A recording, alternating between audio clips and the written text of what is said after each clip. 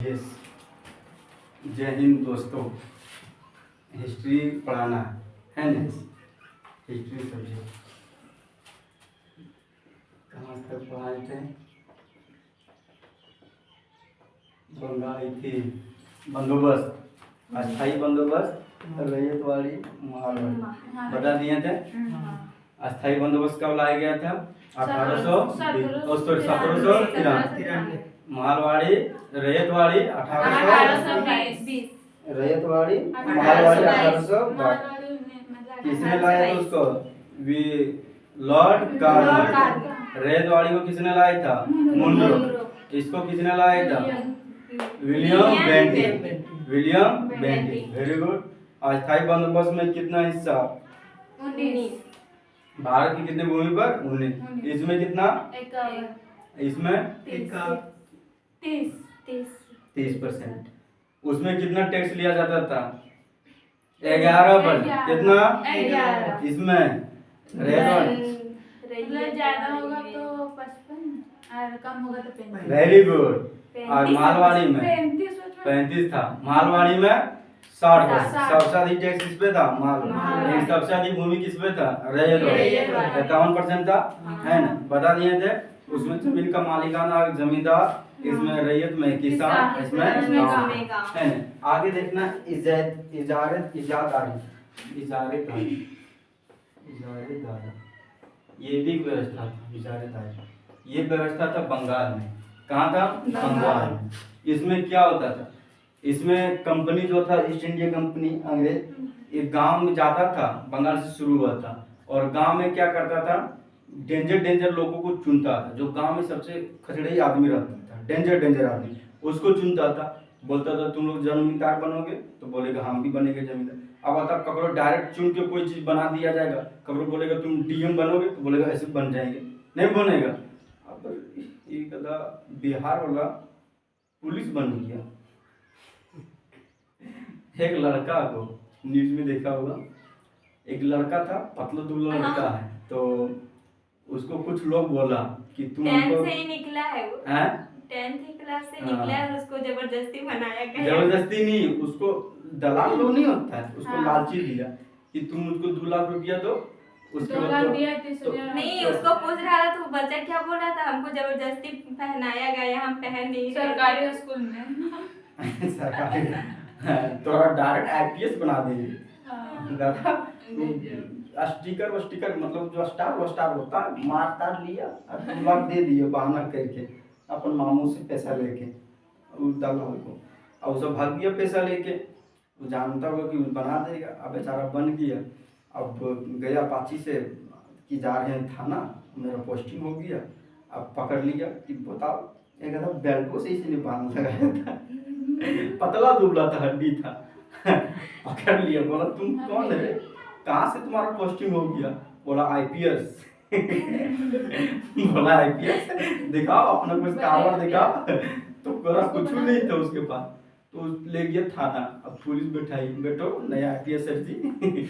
पूरा पूछताछ किया उसको, कैसे किया हुआ सब ने, कैसे क्या तुम बोल रही, जो हुआ वही सबसे बताया कि ऐसे हुआ सर, हमको दे दिया, हमको नौकरी का चांस था, तो पैसा की मांग रहा था, कुछ आदमी क्या नाम लिए पता नहीं, और बोला कि तुम पुलिस बन जाओगे, तो हमको ड्रेस वो भी दिया और बंदूक भी दिया था।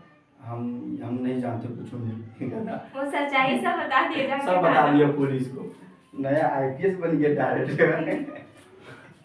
बिना एग्जाम दे दे। इसी तरह होता था इजादारी में। इसमें क्या होता था कि कंपनी अंग्रेज चुनता था कोनो गांव में, कि देखता था सबसे खचड़े आदमी कौन है, तो 3-4 आदमी मिल जाता था। अब उसको ऑफर देता था, जमींदार बनोगे। इसी तरह आईपीएस वाला तो खुश हो जाता, कैसे नहीं, दबदबा, क्योंकि उस गांव में जमींदार का दबदबा हो जाता था, मालिक बन के घूरता था पूरा रौंद रांद के। अब वो इंसान बोलता था हम बनेंगे जमींदार, तो बोलता था ठीक है बैठो चबूतरा पर, बैठाता था कहीं पे। अब बोलता था, बोली लगवाता था कि जो हमको पूरे देगा इस गांव से, मान लो कि 5 गो आदमी को चुन लिया कि ये भी डेंजर है, ये भी डेंजर है, ये भी डेंजर। अब 5 आदमी को बैठा दिया अंग्रेज। अब बोली लगवाता था कि इस गांव से हमें सबसे पूरे अनाज या कोई भी चीज कौन पूरे देगा, जैसे मान लो कि अनाज पूरे कौन देगा, तो कोई बोलता था हम 20 बोरा, वही जो 5 को बैठा है, कोई बोलता 50 बोरा, 60 बोरा, 80 बोरा, 500 बोरा। असली जमींदार अगर बोलते तो असली जमींदार, मरा तो जमींदार, सुना गया, तो उसको क्या बना देता था, उस गांव का जमींदार। अब उस जमींदार पर पूरी तरह से सब चीज सौंप देता था कंपनी की, देखो हमको इस गांव से इतना चीज देना है, अगर समय, और यही सब तो अस्थायी बंदोबस्त में था, सूर्यास्त कानून। अब वही जमींदार बन गया और जमींदार समय पर नहीं चुका पाता था तो सूर्यास्त कानून लग जाता था। सूर्यास्त कानून लग गया तो मतलब उस जमींदार जो बनल है इतना बढ़िया दबदबा में, उस जमींदारों पर बेचारा टेंशन हो जाता था, अगर सूर्य डूब गया तो उसका घर तक संपत्ति को नीलामी कर देता था, है न। तो बोली लगाया जाता था गांव में, जमींदार बनाने के लिए क्या लगाया जाता था, बोली। कैसे कोई फिल्म में बोली लगाता है, कोई फिल्म में घर तक खरीदते तो बोली लगाता है, 200 करोड़ 500 करोड़ धड़कन देखा है ना। हाँ। तो इसमें कौन सी लगता था, जमींदार के लिए बोली, बोली लगाया जाता था। कहाँ से शुरू हुआ था ये, बंगाल। कहाँ से शुरू हुआ था, समझ, बोली आज भी लगता भारत में। अभी भी कोई संपत्ति को सरकार जब कोई चीज को बेचना तो उस पे लगाएगा बोली, उस पे भी क्या लगवाता है, बोली। जैसे हमको सरकारी चीज को बेचना है, सरकारी जमीन, तो सरकार उस पे बोली लगवाएगी, सब बड़े बड़े लोग जाएगा, मालिक लोग पैसा वाला टिच्ची लेके, अब बोलेगा बताओ इस जमीन का एक सरकारी रेट बोल देता है, उसके बाद उसके प्लस बोलना इतना है 20 करोड़, अब बताओ इस जमीन को कौन खरीदना चाहता है, तो सरकारी रेट 20 करोड़ से शुरू हो गया। अब कोई बोलेगा 25 करोड़ हम देंगे जमीन का, कोई बोलेगा 50 करोड़, कोई बोलेगा 200 करोड़, कोई बोलेगा 500 करोड़, जो सबसे पूरे दिया जमीन उसी का हो गया। ये बेचने का तरीका सरकार का। लेकिन अगर सरकार किसी से अगर कोई चीज काम करवाना होता है, सुनिए, किसी से कोई काम करना है, मान लो कि पुल बनाना है, तो पुल तो सरकार बनाएगी नहीं, बनाने वाला ठेकेदार बनाएगी, है ना, कंट्रैक्टर बनाएगा, तो उस समय भी क्या लगवाया जाएगा, बोली लगवाया जाएगा। बोलेगा आ जाओ सब ठेकेदार लोग बैठो, तो सब ठेकेदार बैठता है। अब सरकार बोलता है देखो यहाँ से यहाँ तक पुल जो बनेगा, है ना, गिरिडीह से कोडरमा तक मतलब कोई भी पुल बनेगा, इसमें से कौन ठेकेदार ये काम करेगा, तो सब ठेकेदार जाएगा, अरे हमको मिल जाएगा सरकारी काम, बढ़िया खुशी रहेंगे, पैसा आएगा बढ़िया, तो बैठाएगा। अब बोलेगा बोली लगा, तो उसमें सरकार भी बोली लगा, बोलेगा कौन करेगा 50 रुपये, तो बोलेगा हम। 40 रुपया वाला कौन है, बोलेगा हम। 20 रुपया हम, 10 रुपया हम, बोलेगा इसी को तो 10 रुपया वाला। मतलब सरकार जब अपना काम करवाना होता है तो जो सबसे कम बोली लगवाता है उसी से क्या करता है, काम करवाता है, नहीं समझे, उसी से क्या करता है, काम करवाता है। लेकिन सरकार को अगर अपना चीज को बेचना होता है तो सबसे पूरी जो पैसा बोलेगा उसी को बेच देता है, तो फायदा सरकार को। काम कराने से में अपना कम बोली वाला, अब बेचने वाला में पूरे बोली वाला, यही तो है तरीका। इजाजत समझ आ गया, बोली भी आज लगता है भारत में, हाँ। और सरकार का काम कर लिया तो उसमें चेकिंग वेकिंग बहुत होता है, ऐसा नहीं सोचना कि प्राइवेट काम करके चूना टूना थोड़ थाट के आगे है, ऐसा नहीं। प्राइवेट आदमी उतना नहीं देखता, सरकारी में 50 को इंजीनियर रखता है, अच्छा झाड़ू नहीं लगा है बढ़िया से, पाउडर नहीं मारा है, पेंटिंग नहीं किया है, टाली उल्टा लग रहा है 50 में इंजीनियर, ठेकेदार भाग जाता है, बहुत कम ठेकेदार, हल्का इधर उधर गिट्टी मसाला हो गया तो पैसा काट लेता है, बोलता बाद में पैसा देना। सरकारी का पैसा लेने के लिए पहले उसका काम से निकलो। कैसे सरकारी नौकरी और प्राइवेट नौकरी में अंतर कैसे है, प्राइवेट नौकरी कुछ भी मिल जाता है, चलो ठीक है इंटरव्यू दो बन गए तुम मैनेजर सीईओ, डायरेक्ट सीईओ बन गया। और सरकारी नौकरी कंपटीशन में निकलो, बाप रे बाप, एक नंबर गला खत्म, जब झोला लेके फिर बेरोजगार बनो, उधर खड़ा हुआ घर में, है नहीं, ये चीज होता है। इज्जतदारी समझ आई है। अब देखते हैं भारत में औद्योगिक नीति, मतलब भारत में उद्योग के बारे में देखना है। 4 बज गया। भारत में औद्योगिक नीति, चलो इसके बारे में देखना है। भारत जो था यहाँ पर तो अंग्रेजों का कब्जा था, औपनिवेश था अंग्रेजों का, ईस्ट इंडिया कंपनी कंपनी का।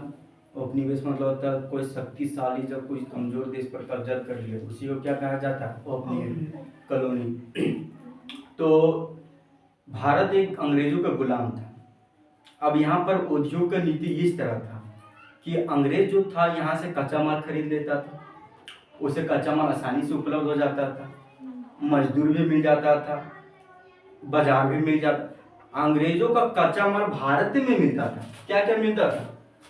कच्चा माल भी भारत के लोग, मजदूर भी भारत के लोग, और बाजार भी भारत, बाजार भी भारत। अब जिसके पास ये सारा चीज है तो उसका कंपनी तो चलबे करेगा।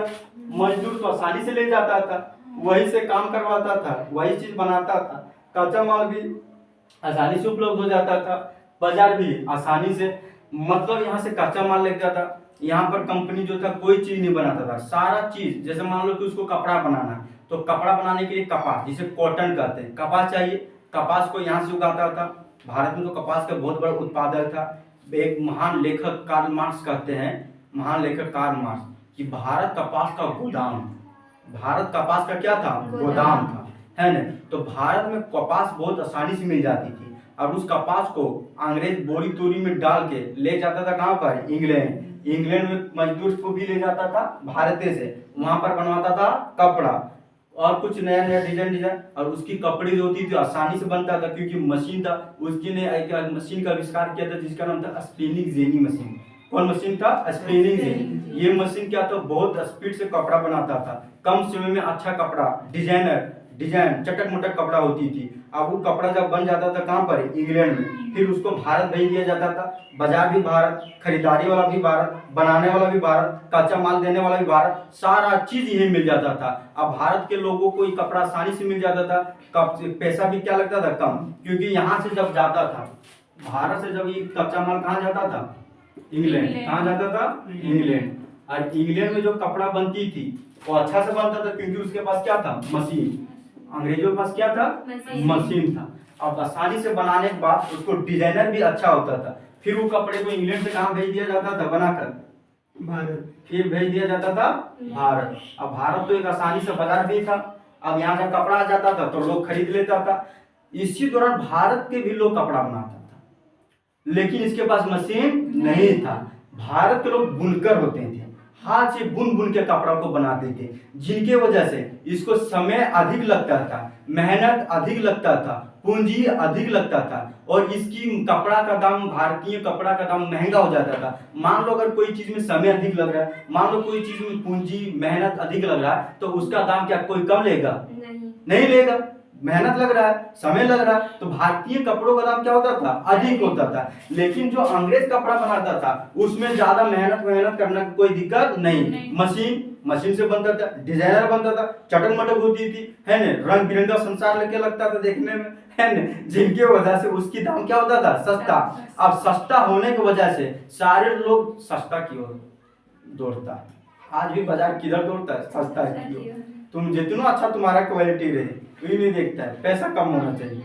फूड वाला देखना कोई चीज ज्यादा बिकेगा, अरे सस्ता, भीड़ लगा देता है, लास्ट में खटकी उठा लेता है उसका।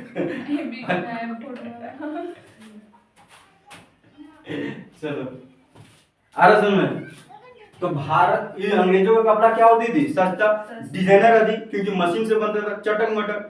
अभी कैसे कैसे आ गया चटक मटक, हम नहीं सुधरेंगे। कर्म करो कांड नहीं, अपना टाइम आएगा। गेंजी तो छोट के पहनता है। तो भारत में उसी तरह कपड़ा आता था, चटक मटक कपड़ा, डिजाइनर कपड़ा आती थी भारत में। अब भारत के जितने भी लोग था वो सारे अंग्रेजों की कपड़ा की ओर दौड़ता था, ना कि भारत के कपड़े की ओर दौड़ता था। भारत के लोग जब इसके कपड़े को कहाँ भेजता था, लंदन, सोचता था कि हम अपना कपड़ा बना के तो इसको इंग्लैंड में बेचेंगे। भारत के लोग बेचने की प्लानिंग कहाँ कर रहा था, इंग्लैंड में। तो वहां पर सरकार इंग्लैंड में उस पर टैक्स जोड़ देता था अधिक, जिनके निर्यात टैक्स, अगर कोई चीज को हम बेचते हैं तो उसमें टैक्स लगता है, क्या लगता है, टैक्स लगता था। तो भारत के लोग अगर इंग्लैंड भेजता था अपना कपड़ा को बेचने के लिए, कहाँ भेजता था, इंग्लैंड, तो इंग्लैंड सरकार उस पर निर्यात टैक्स जोड़ देता था। कौन टैक्स जोड़ता था, निर्यात। और निर्यात टैक्स जोड़ने की वजह से उस चीज का दाम महंगा हो जाता था। अभी भी देखो, जब कोई चीज पर ज्यादा खर्चा लग जाता है ना तो सामान के दाम उसका उसी में जोड़ा दिया जाता है। मान लो कि केरला देने नारियल जो है वो डाब वाब जो है, तो मान लो कि उन्हें सस्ता में मिल जाता होगा 5 रुपये, इधर कितना मिलता है 20 रुपया 40 मान लो 40 80 रुपये, 60 40 रुपये मान लो वो डाब हो जाता डाब, डाबर तो उधर मान लो 5 रुपये मिलता है केरला तरफ। अब बताओ केरला से एते एते अगर वो झारखंड पहुंचेगा गाड़ी लेके, तो उसका वो गड़िया का खर्चा एक डब्बा में जोड़ता है। हाँ समझ गया? 5 टका में तो वहां मिलेगा, लेकिन वो आने जाने का जो खर्चा लगा उसको, वो कचवा किस में जोड़ता है? वो डब्बा में जोड़ता है ना? उसी तरह भारत का कपड़ा जब जाता था कहाँ पर? इंग्लैंड, तो उसको जो जाता था वो दूसरे देश में, तो वहां पर वो टैक्स जोड़ देता था उसमें कि तोरा इतना लगेगा, भाड़ा वाड़ा ये चीज इतना लगेगा बेचने पे, तो उसका दाम बढ़ जाता था कपड़ा का। अब इंग्लैंड के लोग होता है तो कपड़ा कौन चीज खरीदेंगे? अब इंग्लैंड का कपड़ा जब भारत आता था तो उसमें कोई टैक्स नहीं जुड़ता था। इंग्लैंड का कपड़ा जब भारत आता था तो उसमें कोई टैक्स नहीं जुड़ता था। अब नहीं जुड़ता था तो दाम तो सस्ता रहेगा, सस्ता नहीं रहेगा। अगर वो नारियल वाला किराया ना छोड़े इसमें तो दाम नारियल वही 5-10 टका मिलेगा, नहीं मिलेगा, लेकिन उसमें किराया जोड़ के दाम बढ़ा देता है। उसी तरह ये भी होता था। तो भारत के लोग आसानी से अपने कपड़ा ना खरीद कर किसके कपड़े खरीदते थे? अंग्रेजों का, क्योंकि उसके कपड़े सस्ती से मिलता था, डिजाइनर होता था, हर जगह उपलब्ध होता था, चटक मटक रंग बिरंगा होता था। और भारत के कपड़े उतना डिजाइनर नहीं होते। हाथ से कौन डिजाइन बनाएगा? किसी को दिक्कत है? समझ आ गया? भारत में दी गई नीति किसके कपड़े ज्यादा चलता था, बुनकरों का या मशीन वाला? मशीन वाला है ना। भारत का कपड़ा उतना नहीं, क्योंकि भारत का भी निर्यात टैक्स जोड़ के दाम बढ़ा दिया जाता था, उसमें टैक्स नहीं जुड़ता था। कच्चा माल भी कहाँ मिलता था? भारत में। मजदूर भी कहाँ मिलता था? भारत। बाजार भी भारत। अब सब चीज एक ही जगह मिलता था तो आसानी हो जाता है ना। बड़े लेखक कार्ल मार्क्स क्या कहते हैं कि भारत कपास का गोदाम। भारत कपास का क्या है? गोदाम। कपास मतलब कॉटन जिसे कपड़ा बनती है ना। उसमें भारत का यूनियन नहीं था, लेबर का मजदूरों का वो यूनियन नहीं था हैं? सफेद सोना उसी को कहा जाता है। हाँ, सफेद सोना उसी को कहा जाता है। चलो देखो देखो अरे बंद करने बोल रहे हैं